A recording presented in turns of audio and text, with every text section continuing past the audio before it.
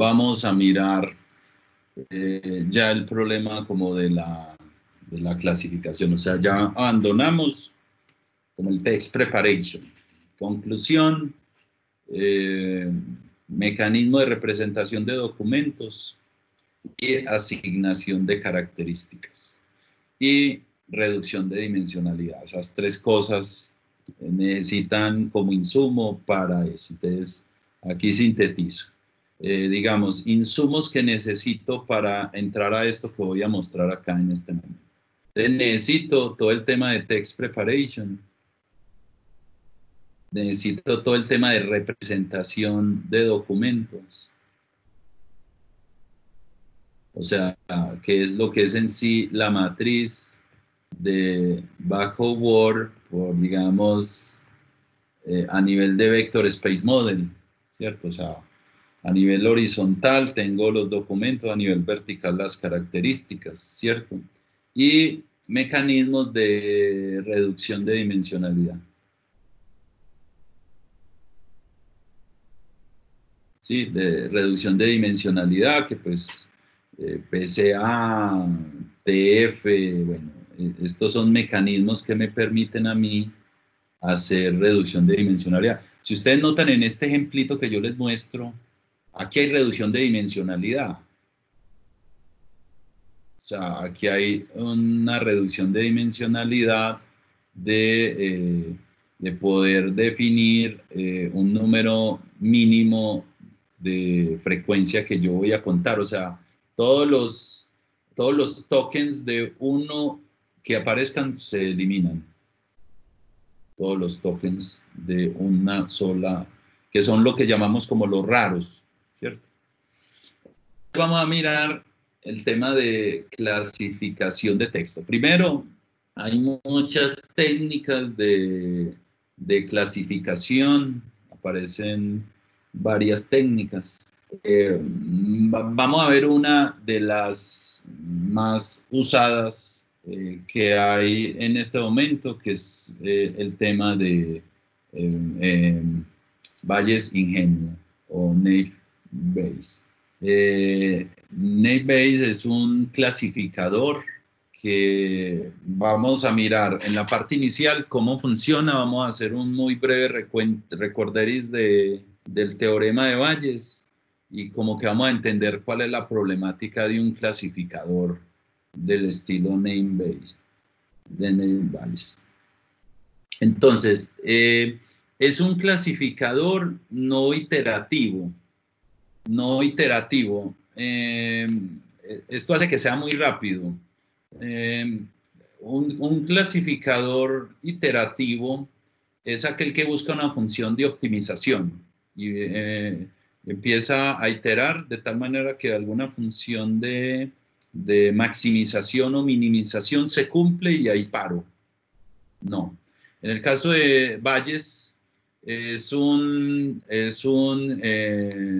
clasificador que lo que hace es calcular todas las probabilidades y después que las calculas, selecciona la mayor y ya, y lo haces solo una vez y no lo vuelves a hacer. No lo vuelves a hacer, no es iterativo, no tiene que iterar hasta optimizar un parámetro. No, es un clasificador, digamos, no iterativo. Es un clasificador probabilístico, o sea, probabilístico. ¿Y eso qué quiere decir? Que es un clasificador que está en función de la frecuencia. Al final, todo termina como en frecuencia. Es decir, si yo tengo el ejemplo, pues como típico, si yo tengo, digamos, dos máquinas, qué sé yo, dos máquinas, la máquina 1 produce 70 unidades por hora y la máquina 2 produce 30 unidades por hora. Entonces, si yo digo, bueno, cada hora cuántas unidades se producen, sí, ya Susana, ya les subo el IPYNB para el Google Colab, sí. Entonces, si la unidad produce en total 100, entonces uno, si coge aleatoriamente cualquiera de esos 100 elementos, entonces uno dice, dime la probabilidad que sea de la máquina 1, el 70%. ¿Y cuál es la probabilidad de que sea de la máquina 2? Pues el 30%. O sea, todo este tema de probabilidades, en el caso de Bayes, está en función prácticamente de la frecuencia en la cual aparecen las cosas en los textos. Entonces es como el principio fundacional. Entonces, ¿cuál es la probabilidad de que una parte sea de la máquina 1, ¿cierto? ¿Cuál es la probabilidad de que la parte X sea de la máquina 1? Es del 70%. Entonces, este es el principio de Bayes, que es un clasificador estadístico y condicional. Entonces, eso es lo que se conoce como el teorema de Bayes. El teorema de Bayes. Y el algoritmo se conoce como naive Bayes, ¿cierto? Y naive quiere decir ingenuo, ingenuo. Y la característica de ingenuo es porque en Bayes se tiene un supuesto y es que las características son independientes una de la otra. O sea, eso es lo que hace que se le tenga el nombre de ingenuo.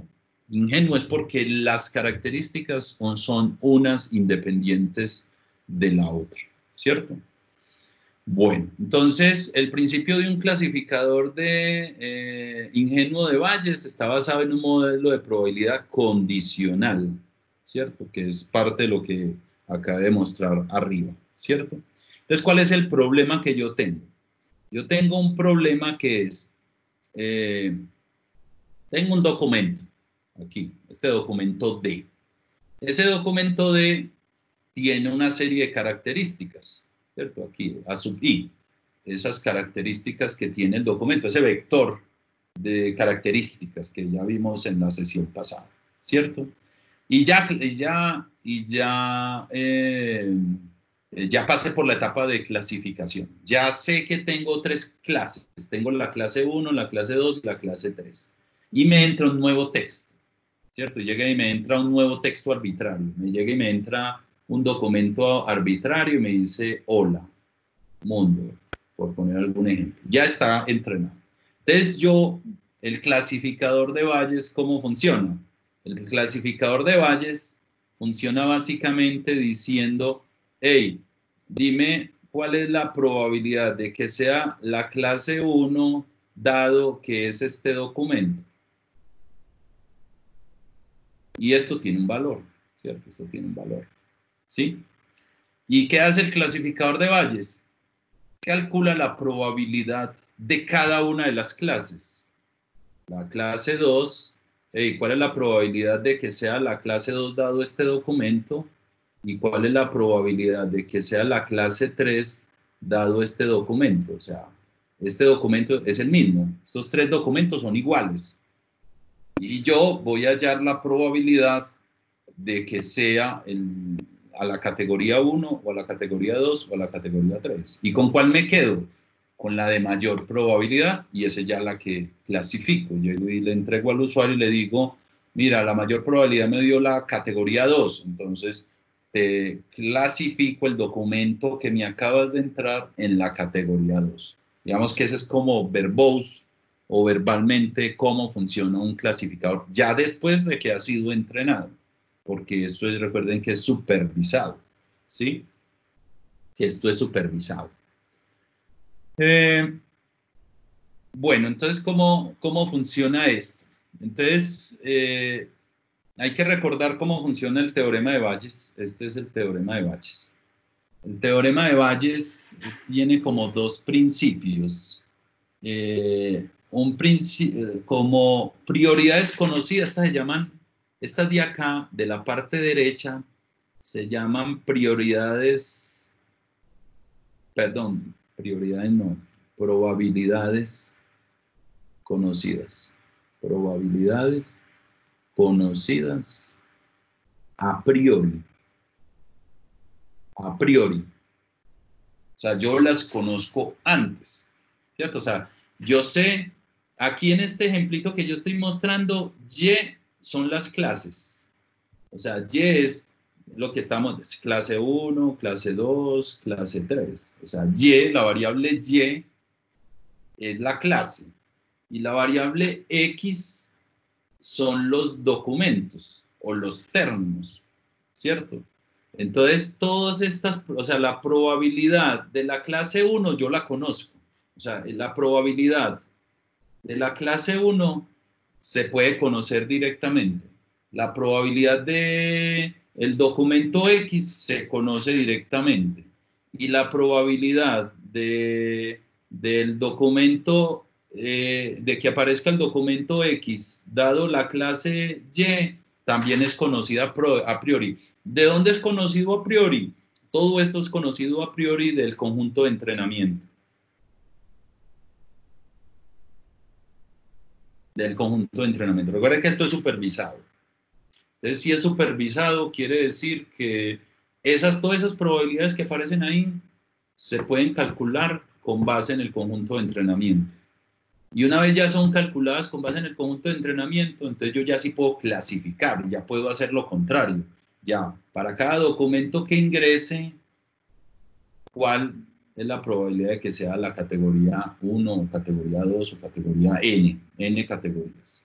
¿Cierto? Esto es lo que conoce como el teorema de Bayes, muy usado pues en muchos contextos. Aquí pongo un ejemplo un poquito más gráfico como para entender como la problemática. Resulta que yo tengo 3 categorías: Computer Science, Zoología y Entretenimiento, ¿cierto? Y tengo un conjunto de documentos. O sea, tengo muchos documentos. Tengo X1 es un documento, mayúscula, X1 mayúscula es un documento, X2 mayúscula, hasta N documentos. Yo tengo N documentos, ¿cierto? De entrenamiento. Y yo voy a clasificar este texto, Python, ¿cierto? Llego y digo, hey, mira, dime Python, ¿a cuál de esas 3 categorías pertenece? Si pertenece a Computer Science, si pertenece a Zoología o pertenece a Entretenimiento. O le digo, mira, este otro documento, Python Download, ¿sí? Entonces, en general, lo que yo trato de resolver es los siguientes casos.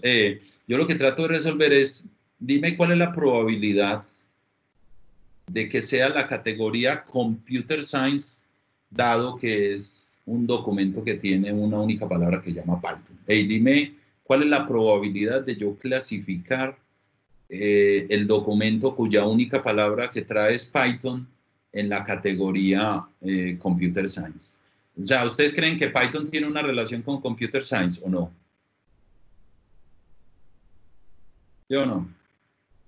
Sí. Sí, es un lenguaje, seguramente en muchos artículos y documentos aparece la palabra Python, ¿cierto? O sea, la probabilidad puede ser alta, ¿cierto? Pero también es una palabra que es una serpiente, pues, es un animal, entonces también puede pertenecer a zoología, ¿sí? Pero también puede pertenecer a entretenimiento. ¿Cómo puede Python pertenecer a una categoría del tipo entertainment? Puede porque, Una por ejemplo, película. ¿cómo? Una película. Una película, Monty Python creo que se llama, ¿cierto? Esto es una película, ¿sí? Entonces, en general, el problema de Bayes lo que explora es para cada documento haya la probabilidad que tiene a cada una de las categorías y se queda con la máxima. Es bastante sencillo cuando uno lo menciona así, ¿cierto? Entonces, pues yo para cada caso, pues en este nivel de ejemplo, lo que yo hago es, devolviéndome acá, lo que digo es, bueno, yo necesito clasificar la palabra Python. Y necesito saber si es Computer Science o si es en zoología o si es entretenimiento. Perfecto. Entonces, mira, para este caso particular de Python en Computer Science, para yo hallar la probabilidad, lo primero que yo tengo que hacer es, ¿cuál es la probabilidad de de que sea de la clase Computer Science. ¿Cuál es la probabilidad? Que es súper sencilla hallar porque tiene que ver con, si yo tengo aquí n, si ven esto, ¿cierto? Si ven este n que aparece acá, tengo n documentos y cada documento tiene un label. Es cuando llamamos label etiqueta, pero en general van a tener una categoría en el conjunto de entrenamiento, ¿cierto? Cada uno va a tener una categoría, ¿cierto? En el conjunto de entrenamiento. O sea, alguien me tuvo que haber dicho, mira, el documento X1 pertenece a la categoría Computer Science. El documento X2 pertenece a biología, a zoología. O sea, o sea, esto es de entrada, esta es la entrada al clasificador, ¿cierto? O sea que esta probabilidad que aparece acá se calcula con el conjunto de entrenamiento, ¿cierto? Y yo pregunto así a buenas y a primeras, ¿cuál es esa probabilidad? O sea, ¿cuál es esta probabilidad basada en este conjunto de entrenamiento? ¿Alguien me dice? Cuento cuántas veces aparece la clase, pues ese, y lo divido en el total de número de documentos. Este Algo es, así. ya. Es trivial, ¿cierto? O sea, cuento el número de veces que ha sido etiquetada en los documentos, cuántos tiene la categoría Computer Science, y hago esta división ya. Esto es igual a la probabilidad de que sea Computer Science, ya. Obviamente, Profe, la sumatoria entre las tres, un segundito, entre las tres de todas las categorías, esto es igual a 1, ¿cierto? O sea, la sumatoria de todas las probabilidades de todas las categorías es igual a 1. ¿Qué hubo? pero una cosa que no entiendo bien del algoritmo es, o sea, yo tengo el grupo de documentos y le digo, este documento es Computer Science, este es Zoology, este es, bueno, lo que sea.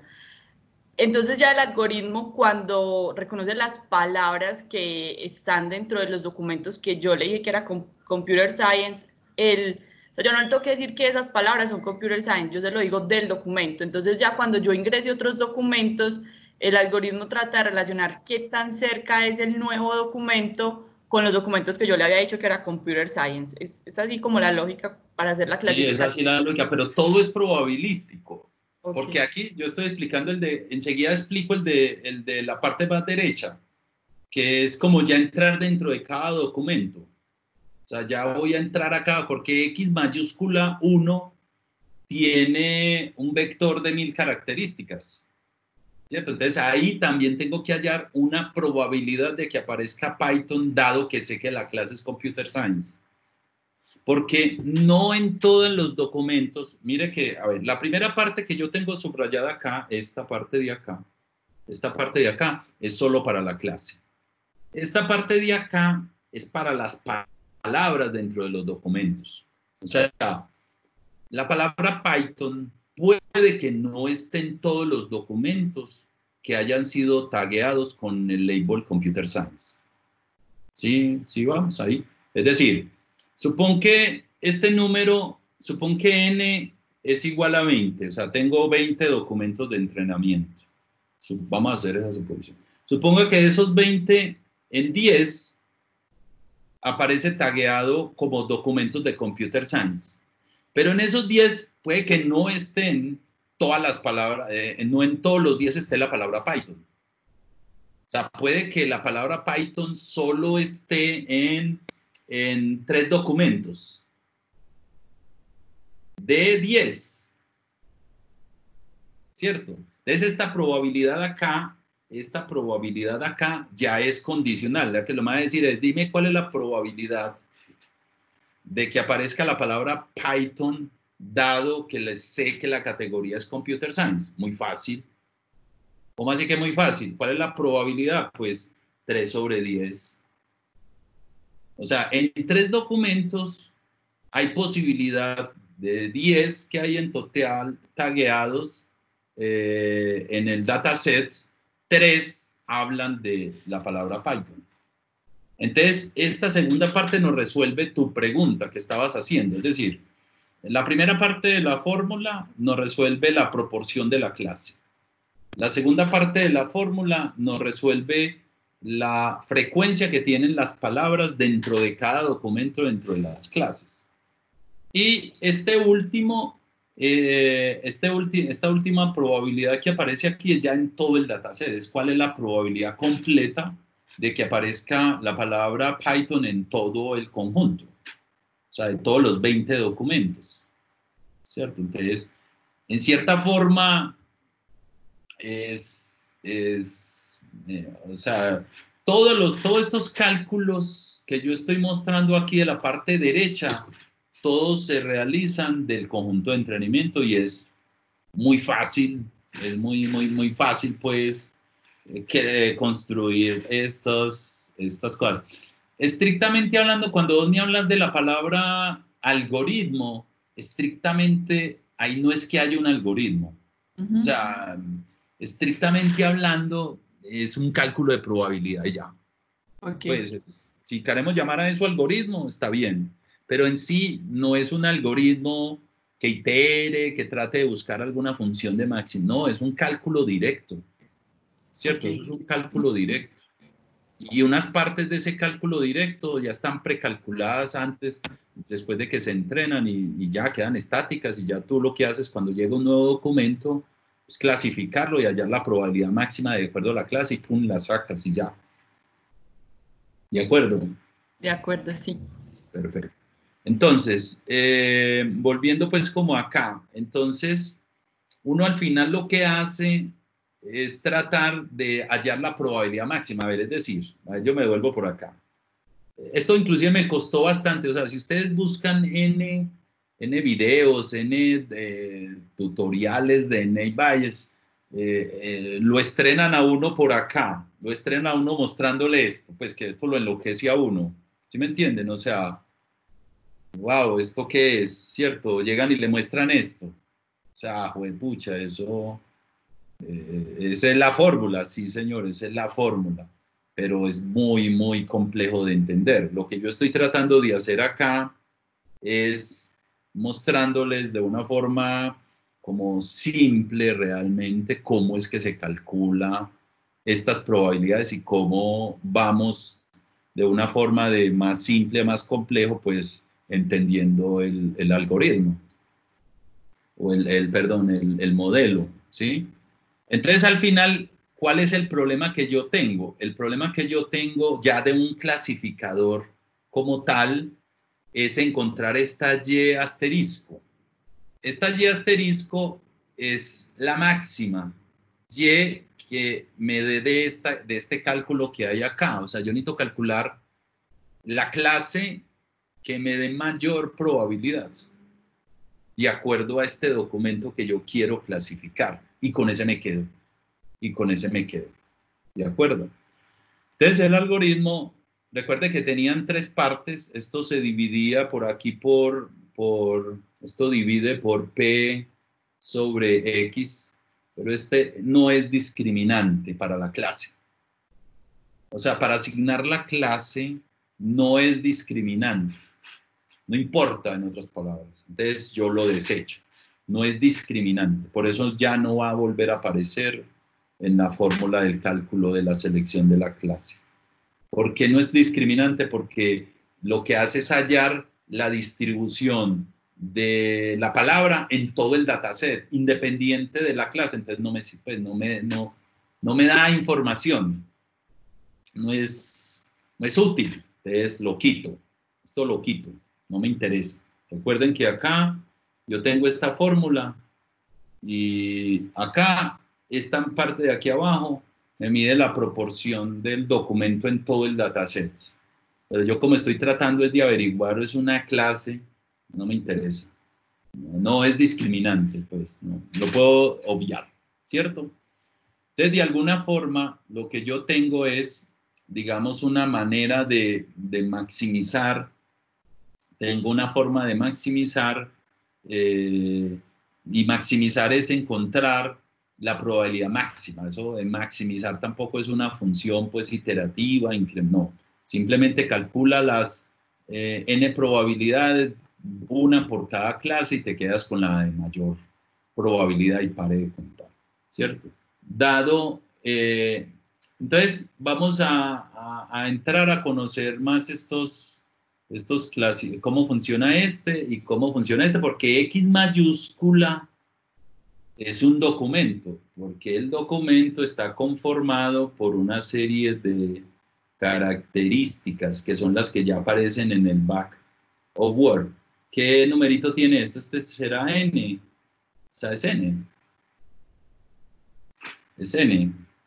Depende, o sea, es este mismo N que aparece acá. Es este mismo N que aparece acá. No. O sea, este es el tamaño del back of Word. Este N que aparece acá es el tamaño del back of Word. O sea, son todas las características que yo tengo en mi documento. ¿Sí? El tamaño del back of Word. Listo. Entonces, esta parte de acá, vamos a mirar esta partecita de acá. ¿Cómo vamos a interpretar esta partecita de acá? Esta partecita de acá es bastante sencilla de entender y es como el clic del asunto. ¿A qué llamamos ingenuo? ¿Se acuerdan? ¿A qué llamamos ingenuo? ¿Por qué Ney Valles es ingenuo? ¿Por qué se llama ingenuo? Porque las probabilidades están relacionadas. Porque son independientes, no están relacionadas. Entonces, cuando yo tengo un conjunto de variables que no están relacionadas y yo quiero hallar la probabilidad, es lo mismo que hallar la multiplicación de cada probabilidad individual de cada variable. ¿Cierto? O sea, es como si el problema es este. Yo necesito hallar la probabilidad de x1, x2, x3. Esto es lo mismo que hallar la probabilidad de x1 por la probabilidad de x2 por la probabilidad de x3. Es lo mismo. Entonces, este por es este simbolito que aparece acá, esta productoria que aparece acá. Entonces, como las variables son independientes, entonces lo que yo hago es ya hacerle suma a cada documento y en cada documento lo que hago es cada palabra hallo la probabilidad de que esa palabra esté presente en los documentos de la clase. Igual, exactamente igual que este ejemplo que yo puse aquí abajo, este que aparece de 3. O sea, es decir, una cosa es decir que en todo el dataset hay 10 documentos de Computer Science. Y otra cosa es decir que cada palabra que tienen cada uno de los documentos, cómo está distribuido en esas 10 clases. Puede ser que unos aparezcan una vez, puede ser que otros aparezcan 10 veces. Entonces esa probabilidad cambia y por eso es que tenemos este cálculo acá. O sea, ya aquí hallo la probabilidad de cada característica independiente dada esta clase que aparece acá, ¿sí?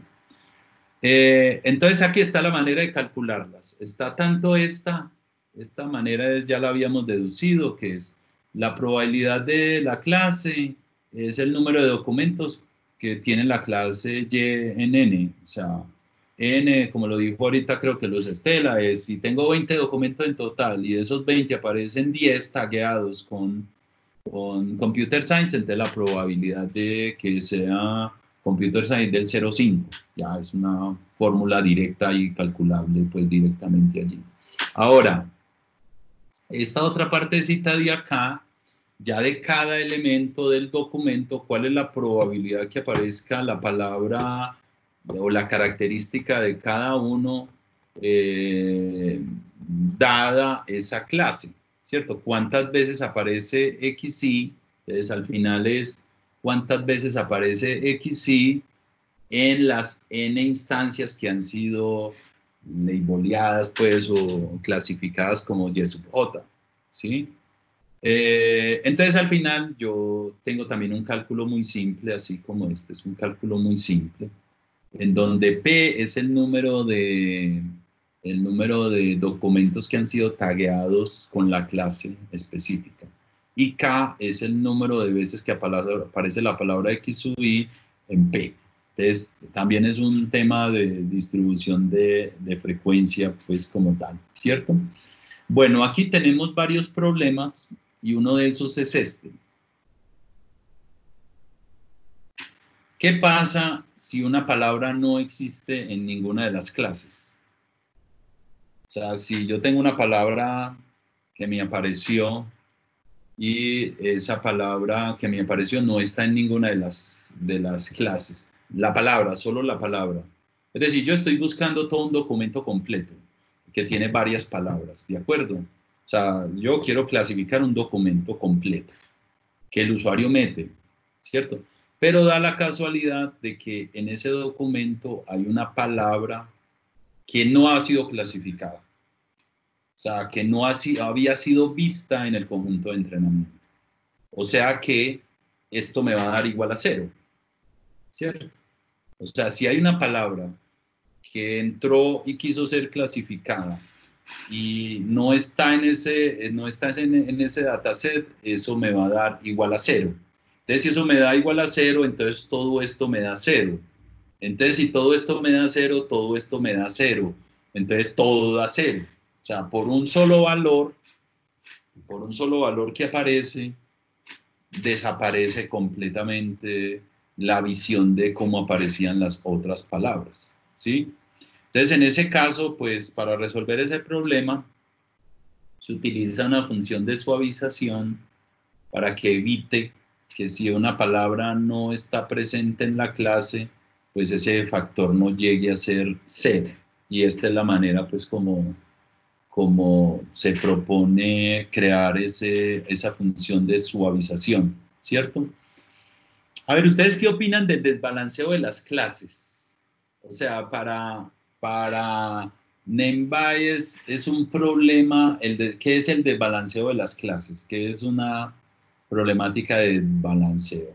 Una problemática de desbalanceo es cuando en mi conjunto de entrenamiento yo tengo muchos documentos con la clase 1, tengo muchos documentos con la clase 2, o sea, son muchos, quiere decir, es bastante discriminante.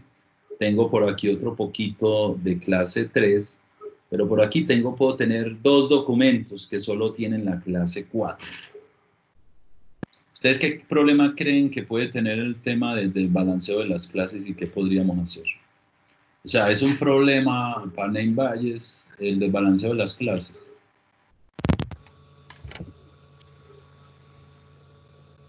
¿Qué problema podemos tener en el desbalanceo?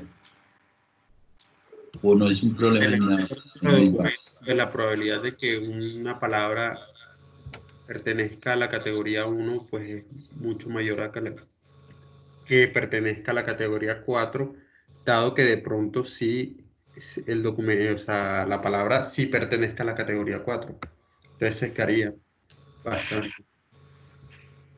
A ver, ¿cómo exactamente? Entonces, esto es un problema también dentro de este clasificador, el desbalanceo de las clases. O sea, si yo tengo clases de muy poca presencia, la probabilidad de que el clasificador ya cuando opere saque esas poquitas clases es baja. Por la misma función de probabilidad. O sea, casi que en esa misma probabilidad se encuentra la precisión con la predicción de las clases. O sea, entre más balanceada sea, pues sean muchas, poquitas o bastantes, muestra como una uniformidad, pues como en la distribución de las clases. Pero si hay un desbalanceo muy grande, estas clases mayoritarias pues van a pagar a las más pequeñas. O sea, la probabilidad de que salga un documento que efectivamente sea de la clase 4, la probabilidad es mucho menor y entonces nos va a dar más falsos positivos. Entonces ahí hay que tener un problema en el tema de evaluación. Esto vamos a tenerlo que resolver, esto lo resolvemos en el tema de evaluación, ¿cierto? De cómo vamos a evaluar nuestro clasificador. Y obviamente pues el tema del desbalanceo de las clases es un problema. En general, yo diría que para la mayoría de los de los muchos modelos tienen el problema del desbalanceo de las clases, ¿cierto? Una pregunta, pero Sí. eso no es como, eso es dependiendo de la calidad de la base de entrenamiento, ¿no? Que se ¿Pero a qué te desbalancean refieres las con clases. calidad? Pues que si uno coge una base de entrenamiento muy sesgada, obviamente las clases van a estar desbalanceadas, pero si vos de pronto tenés como una elección de tu base de entrenamiento, no se te van a sesgar tanto las clases y van a estar más balanceadas. Pues digamos que ahí has mencionado como dos cosas, como un tema de lo que llamas calidad. Entonces, cuando hablo de calidad es como, lo entendería yo, es la precisión con la cual un documento ha sido clasificado.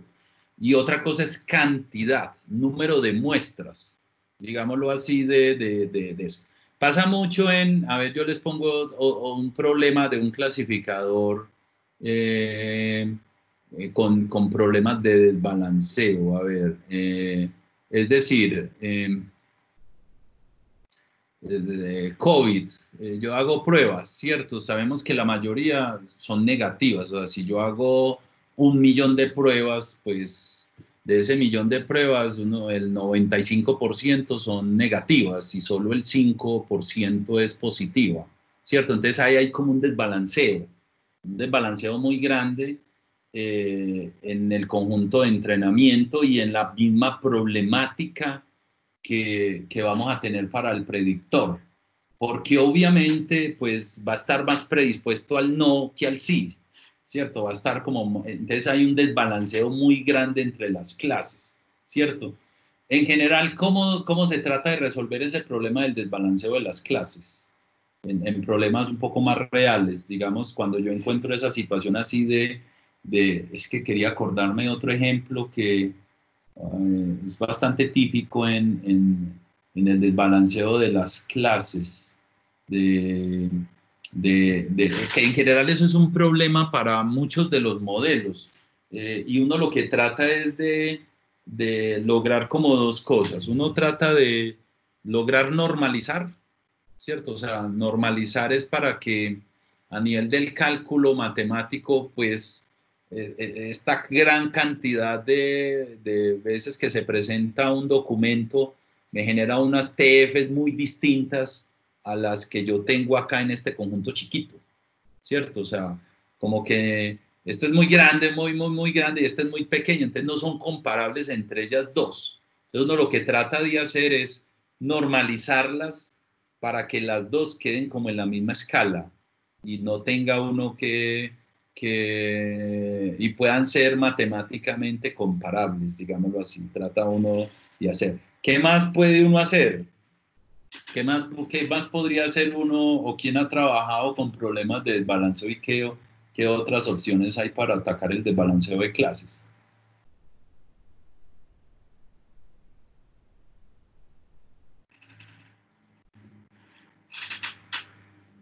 ¿Sobremuestrear? Sobremuestrear, ¿cómo describes sobremuestrear? Tratar de sacar una muestra de los otros documentos para igualar la clase. Ah, bueno, eso es válido. Entonces yo lo que puedo hacer digamos, si tengo muchos sí, eso llega a un punto donde, hey, tienes 1.000.000 de sís, pero tranquilo que con 20.000 que tengas de sí es suficientemente representativo para eso, porque para que sea un poquito más equiparable con los no, ¿cierto? Para que sea, o sea, lo que dices de submuestrar es no me quedo con tantas del sí, ¿cierto? Sí, ya ganaste pues, o sea, con muchas menos muestras podemos empezar a trabajar con el balanceo de las clases. En general, lo que quiero decir con esto es que el problema del balanceo de la clase es un problema que tienen que tener ustedes siempre presente para cualquier modelo, porque de acuerdo a eso, su predictor va a ser mejor o peor, ¿cierto? Entonces uno en general le teme mucho al desbalanceo de las clases. Va a ver si en el ejemplo que les voy a mostrar enseguida yo les muestro como las clases de un departamento de quejas y uno ve el desbalance de las clases. Entonces eso nos puede servir para eso. Bueno, ya para, digamos, ir terminando esta descripción como verbal, llamémoslo así, de cómo funciona un clasificador de name badges. En general hay dos como tipos de clasificadores que tenemos allí, unos basados en modelos de Bernoulli, que es un clasificador binario en el cual en las características yo tengo 0, 1, presente o ausente. Y realmente la que más se usa son las multinomiales, en las cuales los pesos de las características son del estilo TF, TF y DF, es la distribución más usada. Es el modelo de predictor más usado, la multinomial. Entonces hay dos esas, pero casi que siempre trabajamos con multinomial, ¿sí? Bueno, acá ya dejo como la parte como tortuosa. Déjenme un segundito, a ver aquí que ya me he puesto.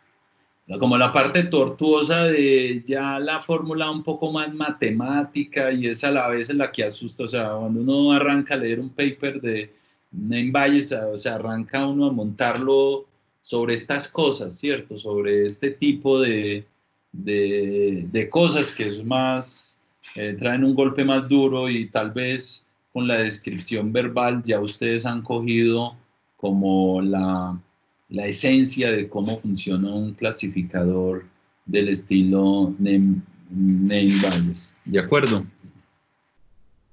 Listo. Entonces, acá, pues, con esto estaríamos terminando este clasificador de name badges que es muy utilizado y sencillo en cierta forma y computacionalmente no muy complejo.